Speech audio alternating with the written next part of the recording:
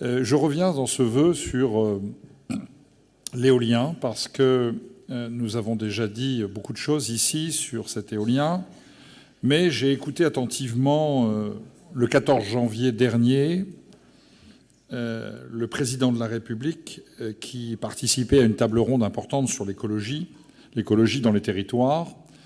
Et le président de la République, M. Macron, s'est prononcé sur l'éolien. Et il a eu des mots tout à fait réalistes. Je les cite. « La capacité à développer massivement l'éolien est réduite.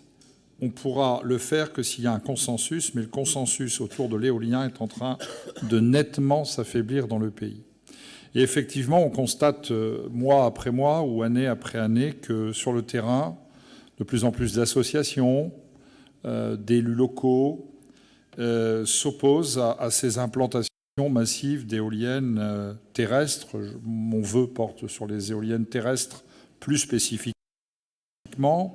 Et on voit d'ailleurs dans de nombreux médias, magazines spécialisés, monter justement ces critiques sur l'éolien.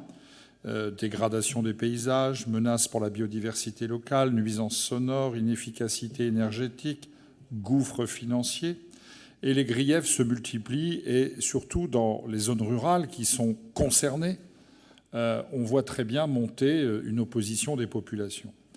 Et moi, je pense que ces propos du président de la République, dans cette conférence importante sur les territoires, eh bien, sont un moment important, voire peut-être même un tournant dans cette énergie dite renouvelable.